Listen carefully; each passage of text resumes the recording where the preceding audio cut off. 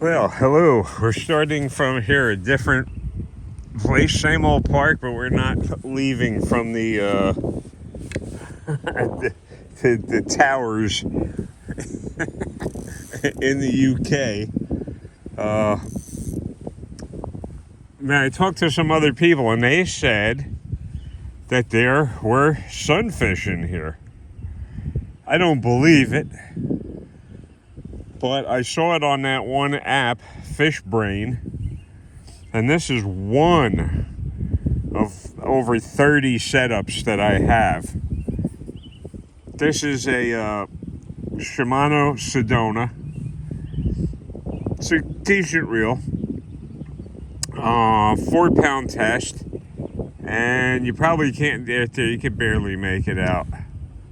There's 4-pound test leader right there, spliced to Spectra, or Spectra fiber. So that's like sewing thread, is what that's like. So I wanted to go to a fishing line, something a little less visible to the fish, so I tie them up. They're special knots.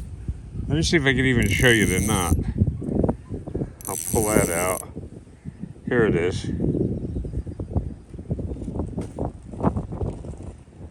Man, can't even see it. Holy mackerel. Yeah, my eyeballs.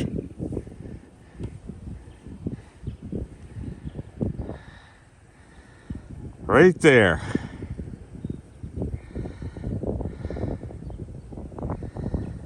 These are the knots I had to learn in order to use this stuff properly. Because if I hook a fish, it's only 4-pound test. If I hook a fish and the fish doesn't break me off because I have the drag that's a release, a line release, the drag is adjustable on this. On any good reel, the drag is adjustable on, so you just tighten it down and the line will go out at a set rate. You usually set your drag up at 1/3 the breaking strength of your line. So let's say 4-pound test will make it easy. I would set this drag at 1 pound. I would hook it up to my scale, my digital scale, and pull it until it reached 1 pound, and it was slipping consistently at 1 pound. That means it had to go another 3 pounds more resistance to break the line, which it's not going to do if the drag is set at 1 pound. So that keeps me from breaking off. So, and think about that. If you took a 1 pound lead weight and hooked it to a fish that's 1 pound of resistance to break this line on this setup, and I have another 3 pounds redundancy, backup, safety measure that they have to overcome. It's not going to happen unless there's some kind of catastrophic failure in the reel. And I just put that on there. That's a 1/8. They call that a casting sinker. These come in various sizes, all the way up to pounds if you need it. So what I'm going to do is tie on some of the lures, and this is nothing. These are just things I was diddling around and I was making up, trying to imitate little bait fish, little swimming bait fish. And you chuck these in the water and they swim around. And according to the manufacturer, the fish dive on them. But I tell you what I've learned in all the years I've been fishing is tackle is made to catch fishermen, not fish. So we all buy into this, and my eyes are so shot. Oh, I can't see. because I spent the last couple of years on this thing on the web. I'm sorry, folks, if this is driving you crazy. It's driving me nuts as well, because I used to be able to do this in a split second. Oh, God. And I have tools for this, too, by the way. There's little trick tools you can get. So what we're going to do, and I'm just going to tie a simple knot on here. Real simple. Ouch, that hook is sharp. Always get sharp hooks. You just twist it, twist it, twist it, twist it. And then you pass it through the eyelet. Not the eye of the lure, but the eye that you made with the fishing line. If I can see it. The tool I have is made specifically. It just passes the line right through there. Nope, missed it. See, that's why you don't like, when you rig up, you like to rig up correctly so that you don't waste a whole bunch of time tying rigs on. No, missed it again. I'm sorry, folks. I know. I should have thought ahead and made it up. But it's a nice day out, and I wanted to get out. Thank every one of you. And somebody said, thanks for taking us on your adventure freshwater fishing. Still not freshwater yet. This is still salt water. This is still salt water. And then pull it down. Thusly. And you would trim off the excess. I'm just going to try and... What the hell, I ain't biting nothing off. That's why... Carry a little pocket knife with you. Cut it. Ontario rat. And D2 steel. And I keep them like razor blades. As a matter of fact, if you looked on the scales on how to rate them, razor sharpness is one thing. So what I'm going to do is I'm going to work this around the edges here, because these fish will go towards these walls, because there's all kinds of life creeping and crawling up on these walls. We'll see. And sunnies, sunfish, I call them sunnies, starting to sound Australian. Sunnies, put an IE after anything. The sunfish will take small fish, bugs, whatever, crustaceans, anything. Delete it. Here, this is how filthy and dirty and despicable these people are. You just know what that is. So you come here to this park, and these people are like animals. It's like visiting local wildlife sanctuary. Crazy. And this place right now is fairly empty. I know there's a couple boats out. This was the area that was dredged. We were here a couple times, and this was the area that was dredged. Take away some of the junk. I don't know why. Place is such a dump. I'll explain this. Okay, this is called a jig. And the top of it, and I made all of these, painted them up, but they're not actually paint, they're powder coated. So you heat it up, you heat the bare lead up, dip it in this powder. The powder fuses to the lead, and then I stuff them in the oven. I usually make a couple hundred at a time. I stuff them in the oven and cook them at 350 for a half an hour. And they come out really nice. So, and then you buy these little rubber plastic fish imitations. And then different sizes and colors. Whatever you think. Like I said, it's made to catch fishermen, not so much fish. Let's see what we got. It's a gorgeous day today. We got 60 something. What is that? That looks like an osprey flying over there.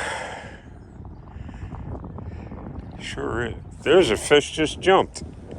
Wow, okay, first signs of life. Problem is, with these little snapper bluefish in here, they take a plastic jig like this and they bite the tail off and it's useless, and you got to put on another one. These fish, see, this is what they do. They come down here, they drink, they do drugs, and then they entertain themselves. Crazy. So I'm going to see how deep it is, right off the very edge here. Put my little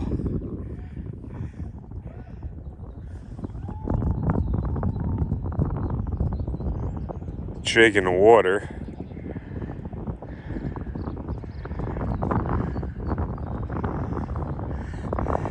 It's a little breezy. It seems to be hitting bottom right now. It's very shallow here.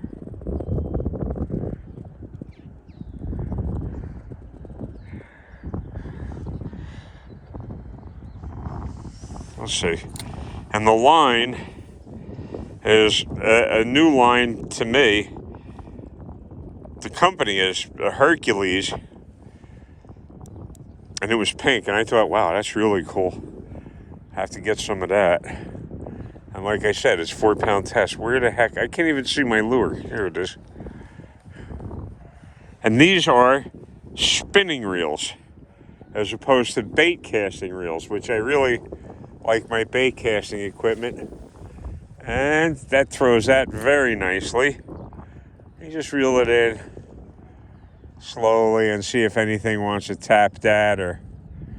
And those hooks are so sharp, if something puts that in there, Matt, they're hooked. And I usually, the hooks I use are made to hook them in the mouth, not in the guts. I don't believe in that. And the reason I use all artificial baits is because I just don't believe in just killing something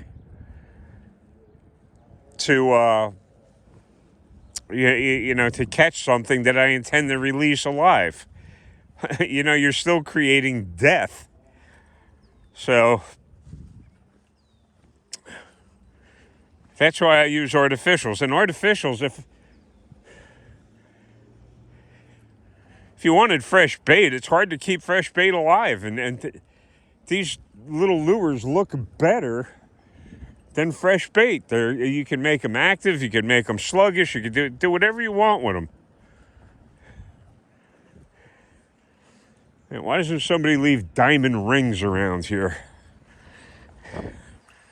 instead of all the other garbage, syringes, and terrible place. And again, this is all. And again, the fish would be hanging towards stuff like this. That's where they would hang, because that's where most of the life is. The wind is blowing all the garbage and all the life into this corner here. So, fish know that.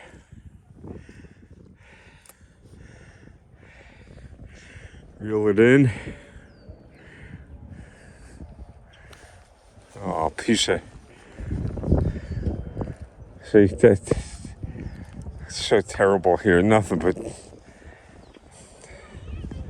algae. Jeez. That's the sad part.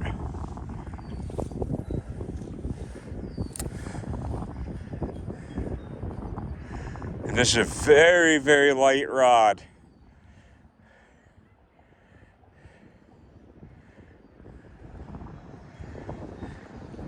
And you can feel some of the lightest bites. I can't handle that algae there. So when you're casting light stuff like this, the wind, I don't know if you can hear it buffeting. The wind, you're trying to cast an 1/8 of an ounce thing into a wind. And that in itself is a trick. It puts a big bow in the line.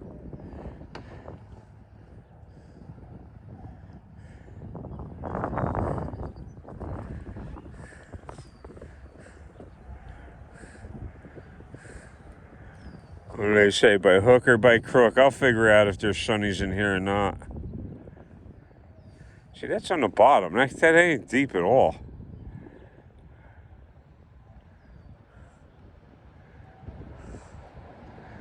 And the heavier the lure is, to an extent, the further I can cast it. I could cast a 1 ounce lure further than I can cast a 1/16 ounce lure. To an extent, because then you have to go with the qualities, the performance of the rod and reel. You're not going to cast a 1 ounce lure on 2 pound, 4 pound test. It's just not going to happen. See, I just jig it up and down here a little bit. Tide looks like it's coming in, or the wind is blowing strong enough that it's defeating any tidal influences, but it seems this jig is moving that way, so the tide would be going in.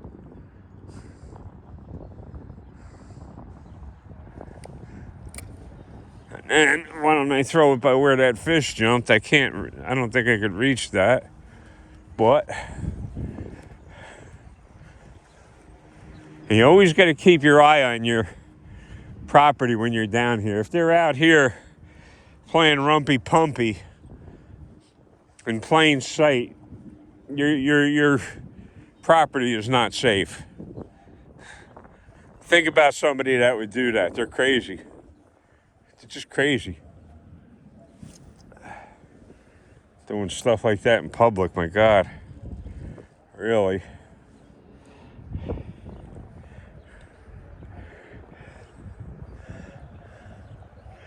I'd be very surprised if there are sunnies in here. Oh boy, just reared its ugly head. A wind knot. Look at that. Oh no. I might wind up retying. Holy mackerel. Oh, I got lucky. Oof. That's from leaving too much slack in your line. And there's all hair out. Look at all algae all over here. People that come down here and fish, I usually see them with a rope and a brick and a chunk of chicken. That's the advanced anglers that come here. Nice hunk of chicken and some rope and a couple cases of beer, some drugs.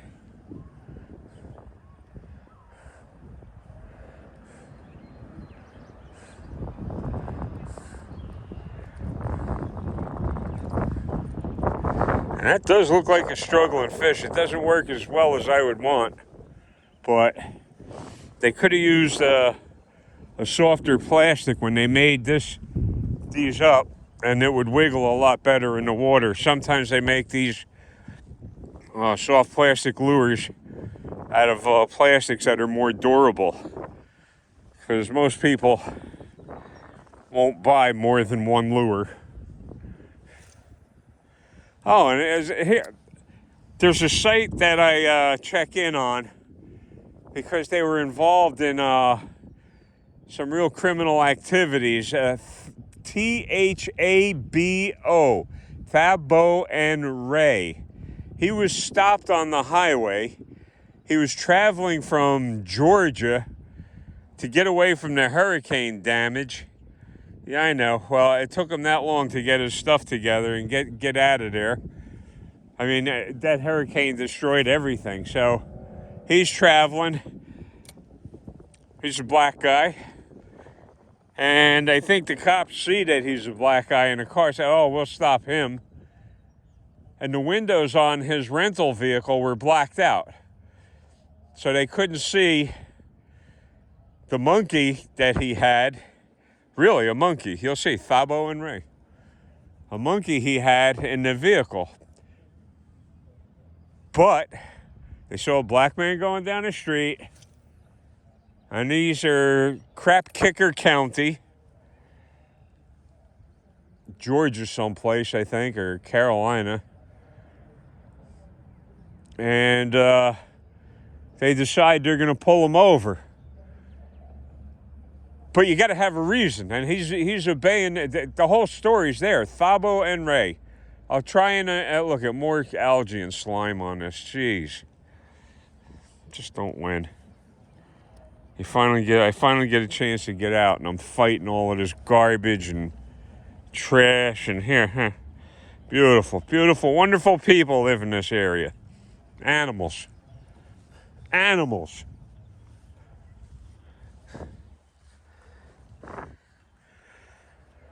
So they decide they're going to pull him over. But they have no reasonable, articulable suspicion, which automatically makes the pullover illegal. But these crap kicker cops, and all cops, I tell you, there's zero good cops. Oh no, there's a few good ones. No, there's not. If there were good cops, bad cops could not exist, because the good cops would be arresting the bad cops for the fake pullovers, the trumped up charges, for violating civil rights, for assault, for all kinds of stuff. It's crazy. So they pull him over illegally. Okay, and he's a very well-spoken person. I don't know what his education is, but it's pretty darn good. So they pull him over. He knows his rights. And again, he wasn't going to mouth off to him. Smart. He's just a smart guy. So he complies with him. And they make up all these phony charges. You're following that tractor trailer too close. He wasn't even behind the tractor trailer, and you could see it all on his dash cam videos. If you are in this country or any other country that allows dash cams, I suggest that you get one to keep you safe from these road pirates. So they pull him over. They get a look inside the vehicle, and they see the monkey in a pet carrier, the proper mode of transportation. The guy's some kind of primatologist or something. He's smart. So he's got the monkey taken care of. They see that. Now, these are idiot cops. So now the cops, they want to play with the monkey. Gotta watch my step here. I can't even see. So they want to create problems. They don't have the cause to pull him over to begin with. Oh man, another knot. Another knot. My God, this is bad. This is bad. Oh God.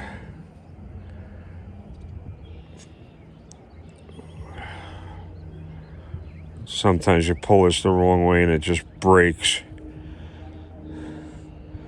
And my eyes are so bad. I'm sad. I'm really sad right now. Holy mackerel. Come on.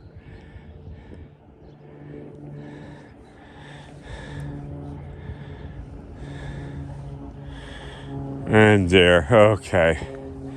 Now, that's one of the problems with spinning reels. Twist line. So they pull them over. They see the monkey. What they don't know is this guy isn't just some black guy traveling down the street. He's one of these guys that gets his teeth into something and doesn't let go. He knows how to use a computer. And if you tune into that site, you'll see they're super smart. So they charge him. He says, "Nah, this ain't right. You ain't getting away with this." And that monkey, how much can a monkey possibly cost? Thousands. Thousands. I can't even imagine what a monkey would cost. I bet you it's over 10,000 for a monkey. I remember being back working in the pet trade myself, and certain animals were super expensive. You'd be surprised what people will pay for a tarantula, for a scorpion, for birds. A friend of mine raised parrots, all kinds, cockatoos, conures, some crazy, crazy birds. That's a whole commitment right there. So's the monkey. There's a whole commitment right there. And so again, Ray is a very smart person. So he gets all of these charges, and he tries to take care of them, and they don't want to hear it. They know what they're doing is illegal. And they just double down. They just double down. He's smarter than they are. So he starts filing all kinds of motions. You can do it on the web for the county or city or whatever it is, because let's face it, cops are lazy. What they do today, they don't stop crime. They go out and sit on the side of the road, and they're road pirates. That's what they do. That's what they do. And they're all sissies, and they will shoot you in a half a second. Half a second. I could flood this site with videos of these cops doing illegal things. I could flood the site with that. There's so many things. And where the cops get all this power from is from these corrupt judges. Because you would you see another wind knot. Jeez. Holy mackerel. This is bad news. Oh, man. Oh, God.